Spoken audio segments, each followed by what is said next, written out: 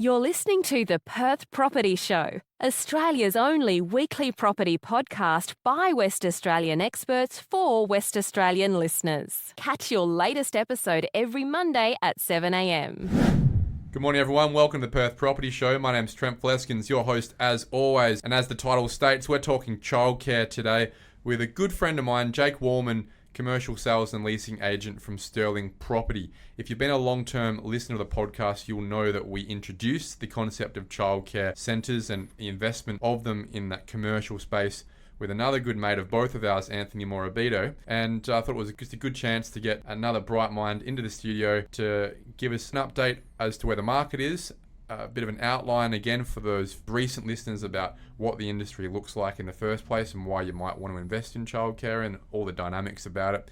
And more specifically, some of the really cool transactions that Jake has been involved in the market in Western Australia over the last few months, because there have been some records broken and a dynamic in WA juxtaposed by the changing cash rates and also just the East Coast market and East Coast investors is an interesting story, along with increases in construction costs and rents.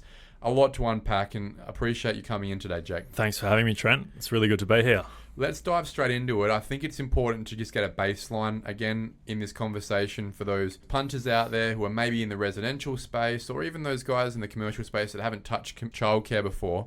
What exactly are we talking about when discussing the childcare market? What does the landscape look like right now at its most basic form? What are we buying here? With childcare assets, it is an investment for both private investors, but also your syndicates and your institutional funds. Inverted commas, be a leased investment. That's what we're buying, the lease? Correct, mate. Yeah. So the value of childcare investment, much of it is in the lease. The rent. Or the rent. But then you've also got, like any other investment, the value in the underlying land. And then there's also value in the buildings as well. And that is, I guess, a nuance to the value of what people are paying for it over and above what I think is the core value here, really, which is the rent against the cap rate. Correct, mate. Yeah, you're buying an income stream effectively as an investor, but it's also that security of income because the childcare leases are long-term, typically 15 to 20-year initial terms. Now, it's been a long time since ABC Learning and the historical times of that big company falling apart. It was probably a real shock to the industry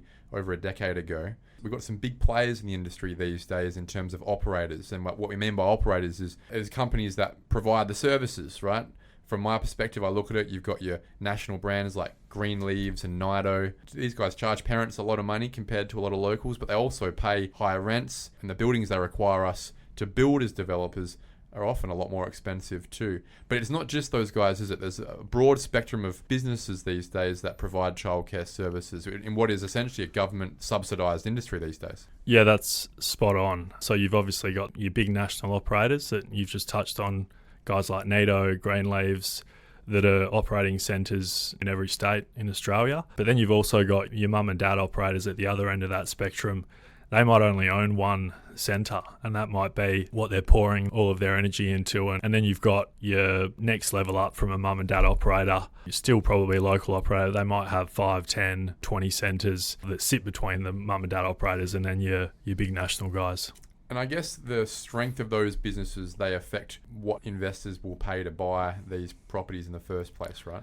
Correct. You're paying more for a 92-place Nido than you are for a 92-place mum and dad run centre, aren't you? Typically, that's correct, yeah. So that there's probably a few things that go into that. One of them is a tenant like Nido is going to pay a higher rent than a mum and dad operator purely because of the fact that the Nido building or a national tenant is probably going to be more expensive to build for. So that's one aspect. You've got a higher rent, apply the same capitalisation rate to a lower rent, you're going to get a higher end value.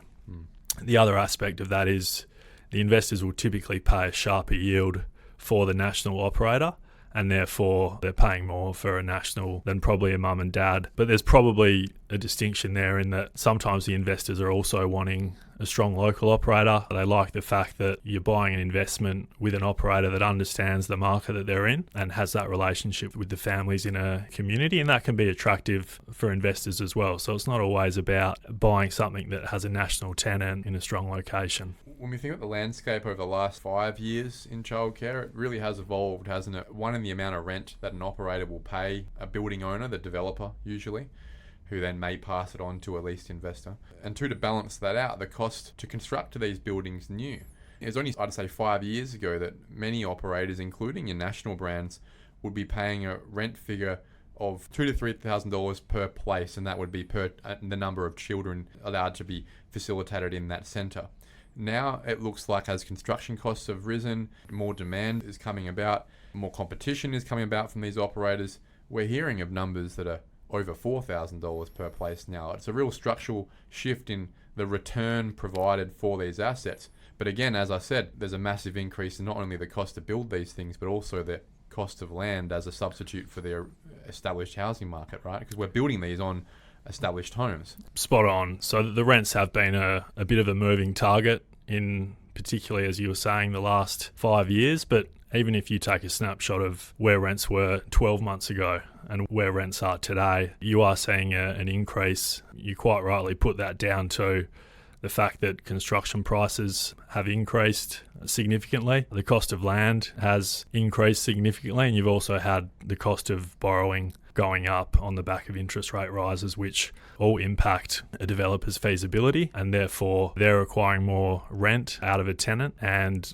not only that, but even in the last 5 years, you've probably seen the level of the kind of purpose-built nature of childcare centres come a long way. So obviously they're not converted homes, and they haven't been for some time, but even since they've been purpose-built and developers and operators have moved away from converted house, you've seen the level of specification and the level of... They're pretty fancy places now these days, aren't they? They are. You're probably not building one for under, let's say a 90-place centre is probably going to cost you high $2 million to low to mid $3 million, depending on who you're building it for and the level of specification. Yeah, so the costs have gone up, the incomes have gone up, and therefore it's just a bigger game than it was a few years ago.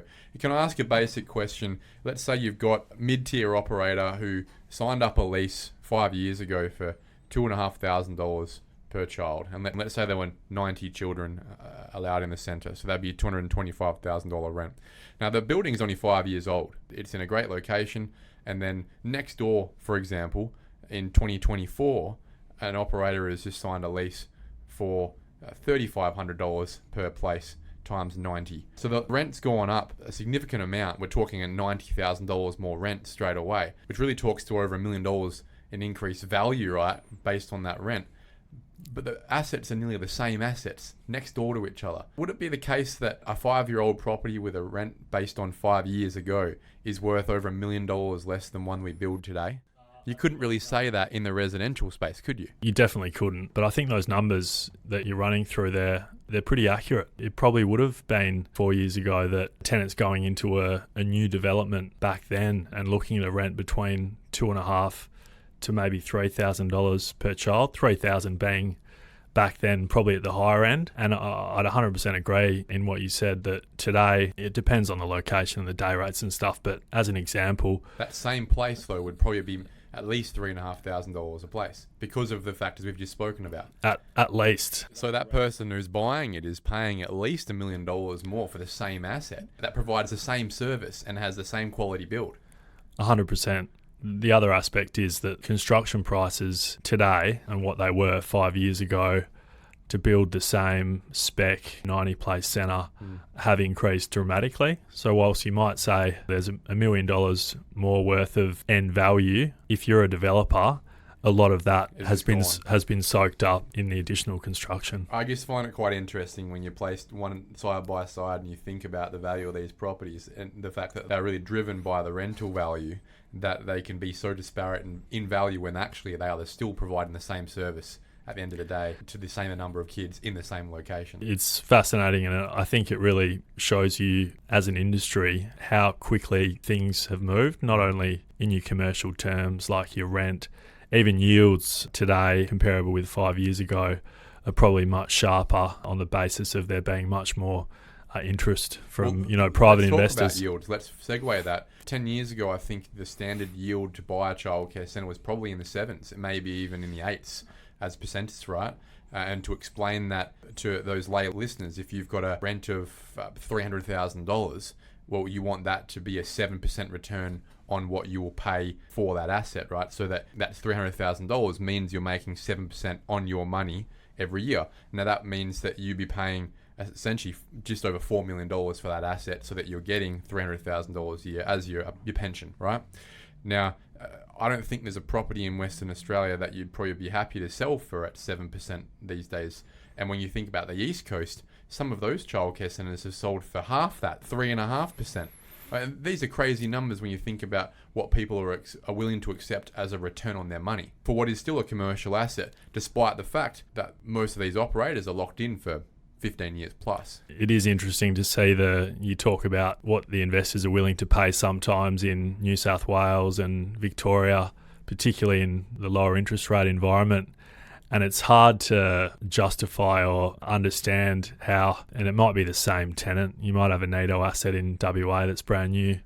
And a NATO asset. We were just talking about, right? Instead of a 5-year difference, it's a state-by-state difference. Same Correct. Operator, same rent, similar location, state by state. And how your childcare centre is worth twice as much as the one on our side of the Nullarbor? It's strange. And if you're buying a childcare at high 3% or low 4% yield, that we did see a fair few transact over east during that low interest rate environment. You can only imagine that you're buying it with cash because... Yeah, you're getting more of that in a term deposit in the bank now. Yeah, correct. And certainly your interest rate is higher than that if you're borrowing to buy that property.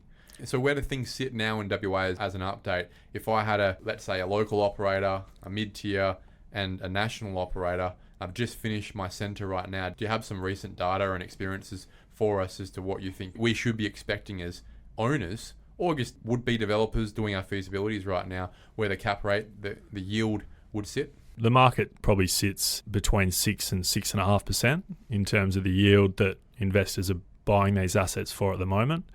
And when I say that, I'm probably talking about the new assets, so projects that are completing today or that are in construction. And that variance reflects a few different things. You mentioned the local, mid-tier and the national operator. Typically, the investors will pay sharper yield for the national operators with the stronger covenants. But then you've also got other factors, location in terms of proximity to the CBD. In the areas close to the city, you've got a higher underlying land value. So in the mind of the investor, a higher underlying land value, strong tenant, it helps de-risk that investment. And we talked about the value of these assets and how much of that is tied up in the lease. But if you're buying 2,000 square metres in Netherlands and it's costing you $3 million to build, the value of the building and the land is probably equal to what you're paying, whereas you will find in some suburbs that are more affordable, where the land value is less, the value of the land and the buildings doesn't stack up to what you're paying on a yield basis. So it is interesting to... Which is why we don't see many childcare centres as an opportunity cost in the higher cost western suburb areas in Perth, because you may as well just build resi. There's really no incentive to build a childcare centre, even though there might be demand for it. 100%. Yeah, it does become challenging. And you touched on earlier, as we've seen, particularly in the last 12 months, where those land values have got to, not only in the greenfield locations, but also close to the CBD, that it's just not possible to get a childcare project to stack. Yeah, well, we think about some greenfields locations where the land value that you're paying, if you were a developer and you're looking to buy a block somewhere, it might be over $1,000 a square metre now in most places in Perth. There's really nothing in it, from my calculations, for a developer to make any money turning that into a childcare centre, as opposed to just selling it as vacant land. So why would you? Well, it's a good point, and it's very different from, I know when I started working in this kind of space, probably 2018, 2019, you had a pretty flat resi market. Yeah, and square metre rates were a lot lower then. They were a lot lower. You had properties that were on the market for sale in the resi space that had been up online for 12 to 18 months. There were just no buyers for them, and you actually had commercial developers going and targeting 2 or 3 adjoining houses in some of these established infill suburbs. Long-term settlements, get your planning done. It worked for a while there. It did work. I think you're finding it's a lot harder to do these days, because no seller in this market is going to accept a 6 or 12 month time frame to de-risk a project in that space. But also, again, the underlying value of that house, even if it's 50, 60 years old, is probably higher than you'd actually make a dollar for knocking it down and turning into childcare. But let's talk to that story for a second. For quite a while there, it was, as you said, easy enough to try and find 2 or 3 properties on a corner somewhere and get a DA to get it turned into childcare. And then it stopped getting as easy. This voracious demand from operators for a good period there. And developers started getting lazy and cutting corners. And I noticed that instead of buying the 3 blocks maybe, we needed about 2,000 square metres and turning it into a 1-story centre. They started going, oh, I can only get the 2 blocks, so I'll turn it into a 2-story centre. Some of them got up, but it looks like a lot of them didn't. And I guess that would be attributed to the increase in construction cost, right? 100%. Yeah, there was probably a time where 2-story centres were completely unheard of. And that's probably as... And they were causing big issues with the local community as well when they did start coming in. Noise and traffic complaints that they make when it comes to 2-story as opposed to 1.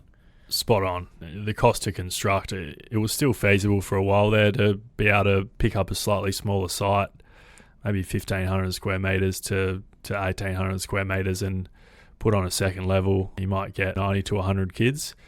And then there was probably that point in time, and it wasn't long after, the increase in interest rates where cost of borrowing's gone up. But then you also had rising land values, softening yields as a result of the interest rates rising, and developers were paying a land value that at the time it made sense, that the feasibility worked. You go through 3 months or 6 months of a DA process, all the while, interest rates were going up, and then construction costs going up, and you get your DA approved for a 2-story centre, but then the cost of land that you've agreed to pay that made sense 3 or 6 months ago makes no sense when you got to get ready to build it. So you spent all this money on an asset that really you can't stack up anymore.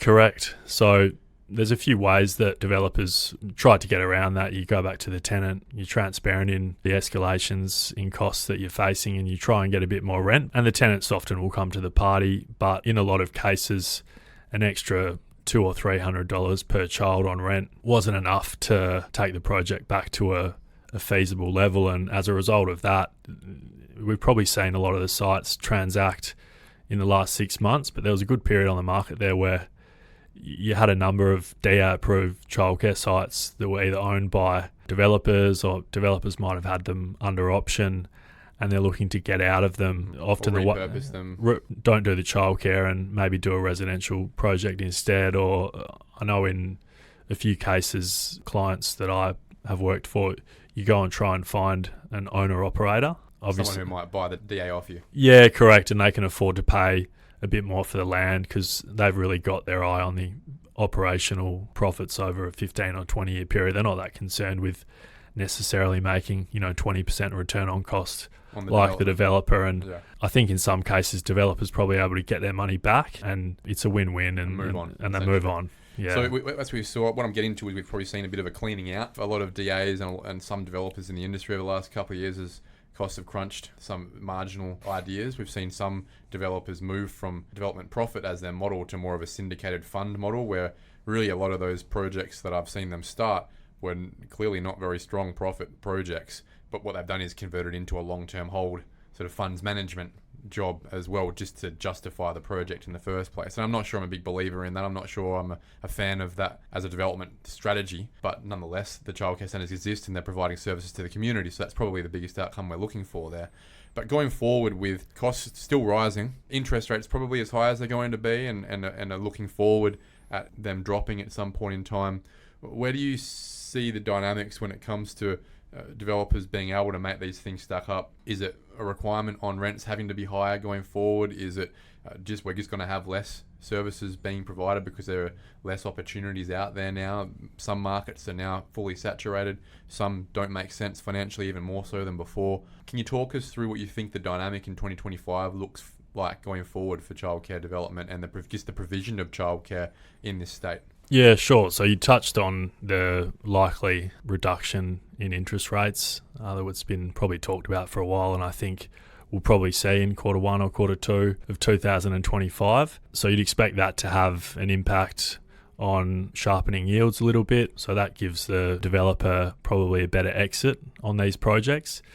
In terms of the construction costs and in terms of the looking forward to next year and beyond, I think you'll probably see developers look at slightly different methods of construction to try and bring those costs down. They're still going to want to deliver a quality building, but they're probably going to need to get creative with I don't know what materials they're using, and maybe how quickly a builder can go and build one of these projects and reduce their holding costs through a construction period. Some of these national tenants are getting pickier and pickier about the things they want in their project. I mean, some are asking for heated concrete floors and things that you wouldn't even have in your own house. It makes the provision of these centres pretty expensive compared to what they used to be. Do they price themselves out? Do they become less attractive to developers who start to shun them for more pragmatic local operators? Potentially. I think in such a high construction cost environment, the developers are really conscious of the level of specification that the tenants are wanting to see in the centres.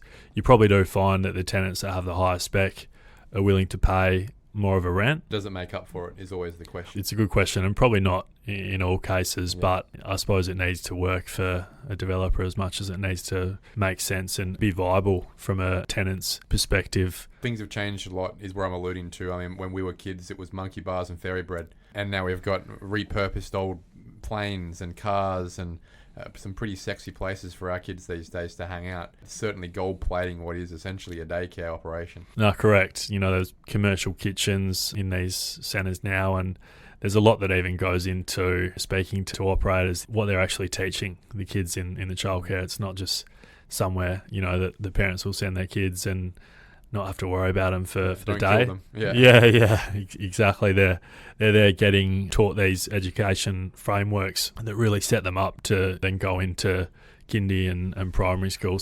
And that's where I think the government subsidy for parents to be able to afford to engage these services comes in, because I think without that subsidy, a high percentage of mum and dads with kids just wouldn't be able to afford the services that are being offered right now and the cost to that. Yeah, that's a really good point. Obviously, both sides of government, you've got really strong bipartisan support to back the childcare sector.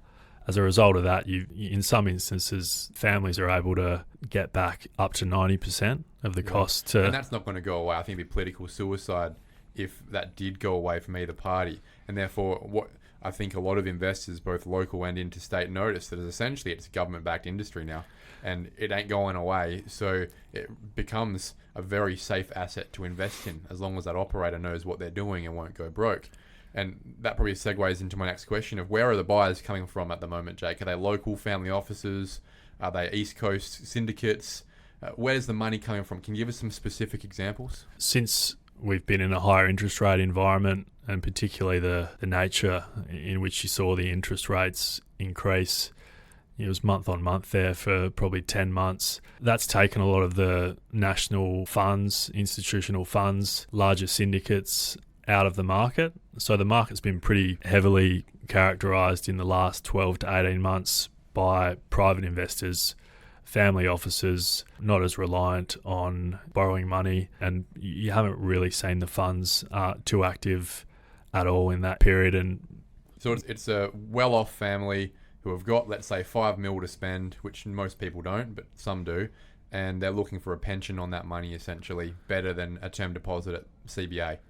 So instead of getting 4% at the bank, maybe they're getting 6% with a childcare centre for the next 15 years. That increases by CPI every year going forward. It's more attractive than having your money in a term deposit. You're getting a slightly better return in your childcare investment, but then you're also, if you're buying it as a family office or a private investor, you're probably buying it for a long-term hold. And you touched on the annual rent increases that might range from 3% fixed to CPI. So you're actually buying the income stream that's increasing year on year, but then you've also got the value of the underlying land that's going to increase. It's the actual tangible asset that you're buying, the land and the building, whereas you got your money in the bank, it's probably less riskier, but you're not actually buying a tangible asset like a childcare centre.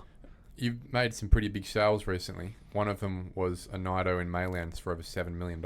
That's the most expensive childcare sale we've ever seen in WA, isn't it? I hope it is, because that's what we told the market. Can you tell us about that transaction, how it came about, and why someone was of the mind to spend over $7 million on a childcare centre in WA? It was a bit of a collaborative effort. That one, ourselves, Sterling Property, myself and my colleague Simon Brady partnered with CBRE over East, who I used to work at CBRE, so I've got some relationships there, but they had let me know about this particular asset, was owned by Homeco, or I think HMC is what they're called now. We were told that they were potentially interested in selling off the market. We then went through basically a process where we targeted buyers who we felt having some fellas with money. We did. We actually called owners of some other Nidos around Perth, and we got in touch with a buyer that owned 2 Nidos. They really liked, in this particular asset, the fact that it was trading. So it had been trading for 2 years. The occupancy was at about 85%, which indicates that as an operator, they're highly profitable, which de-risked the investment from their point of view. But then you also look at Maylands is, and certainly in comparison to a lot of the childcares that become available in the market as investments, quite an inner city location on probably 2,000 square metres of land. So high underlying land value, strong location, strong tenant, fully occupied centre just about. And the reason that the price point was so high, you won't often see a childcare transacting for over 7 million, but was on the bait that you had CPI +1 rent reviews, and there'd been probably 2 of those in the last 2 years. So you're seeing the rents escalating year on year by 4, 5, 6%, depending on where CPI was at the time, which had the impact of really pushing that rental figure up from where it was when the centre was constructed, say, 2 years ago. So you think you've sold for a price that is more than what it would have sold for 2 years ago? Without question. Yeah, unless yields were probably pretty low 2 years ago. So if it traded in the low fives at its original rent, it might have been a similar figure. But I think in today's market, you're not seeing too many childcare assets where the rent's, up towards 450,000. And so plus what was GST. the yield of that sale? That was 6.2%. So is that the best we could hope for in this market right now until interest rates start dropping and it's really up from there based on an inferior tenant and an inferior location? It's a good question. I am aware of some other sales that have probably traded a bit sharper than that in the last, say, 6 months, maybe closer to 6%. Why would they have traded for lower? There's probably a few things. Price point is a big one. There aren't too many investors, in the market that can fork out 7+ million for an asset. So the lower the price points, More accessible. Yeah. More accessible. You've got a bigger buyer pool, so more pent-up demand, and as a result of the larger buyer pool, you've got more competition when the investors are trying to buy these assets, which drives the yield down for what might be a similar inner city childcare with a strong tenant, but it's the price point that can often impact that yield. So firstly, for those childcare owners who may be open to selling in the next few months, would the advice be probably wait until we start to see imminent interest rate drops, because why not? Unless you really had to. Correct. We've provided that advice to a few clients recently. That may not be probably another factor as well, in that you're at the time of year now. People are going to start going away on holiday. On these listings. Yeah, correct. So we've got probably a few that will look at launching maybe early February in 2025. And I would have thought by that time we may not have seen the interest rates drop, but I think we're going to be closer to it, and that has an impact on investor sentiment in the market. And the closer the rates are coming down, you would think people are probably going to be willing to pay more for these investments, and therefore our advice at the moment is, if you can, hold off and go to market early in 2025. I want to bring you back to a question that I want more of an answer on, and that is, what does the landscape look like for the provision of services going forward? Given that it is harder to find land, for starters, that isn't better to sell as residential land or as an owner-occupied house in the first place, given it's harder to make these properties stack up, given there's been a lot of provision of new childcares over the last 5 years in the first place, does the pipeline for you as a leasing and sales agent who focuses on childcare look smaller in the next 5 years than it has in the last 5 years? Or is there something I'm missing? I actually think that based on the higher barrier to entry to go and develop one of these projects, I might not be as busy pre-leasing the centres, because there's not as many projects that are happening because they're harder to make stack. But that might mean that I'm busier selling the completed product. Okay. Because they're going to be more transactions on the existing stuff, less pipeline on new stuff. Correct. And look, that's an interesting dynamic. And the reason I bring it up is not to talk to developers' workload. It's more to talk to that social outcome of, well, hey, we have massive migration push, a lot of families coming into Western Australia that Otherwise, we'll need those services, especially in inner city areas and areas where we're hopefully trying to infill as well. And it looks less likely that we're going to be able to service that increase in population and therefore demand for those centres unless there is a massive rise in rents.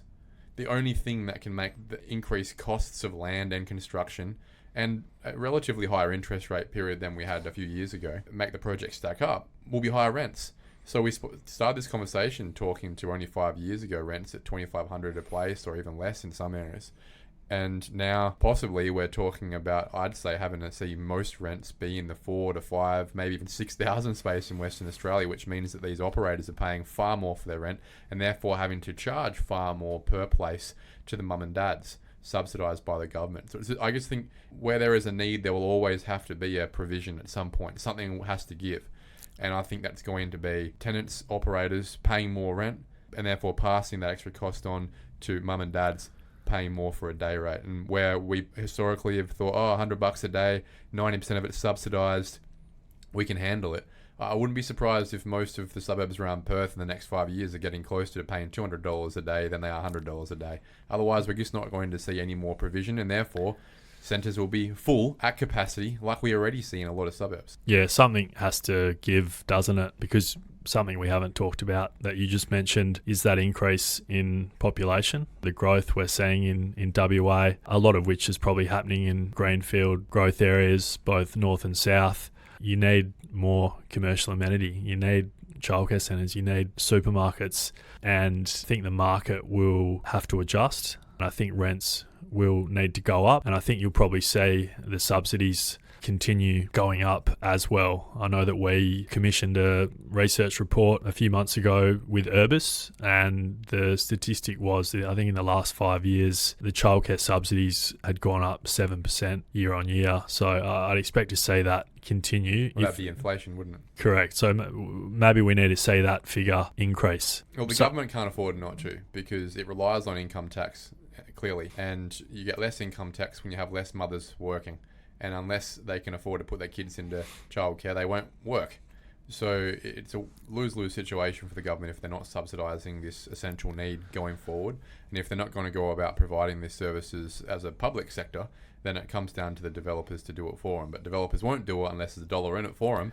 And there's not $1 in it for them unless the rents go up significantly, I'd say, in a lot of suburbs in Perth going forward. So it's an interesting dynamic that you're obviously on the ground for every day. But I thought it was a topical conversation to have in November 2024, because I think it will soon be a changing in the guard, as you said, an adjustment to how the numbers are working compared to what we might have been used to over the last couple of years. Yeah, I completely agree. And you probably only have to look east in other capital cities across Australia where you do see rents in $6,000 per child, $7,000 per child.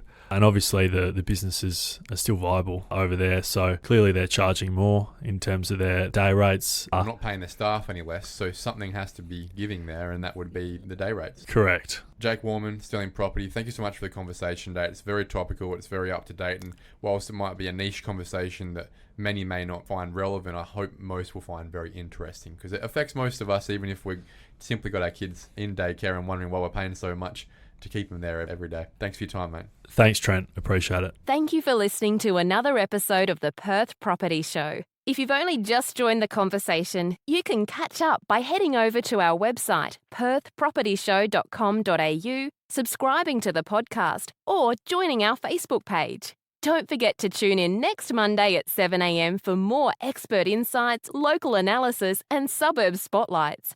Happy hunting!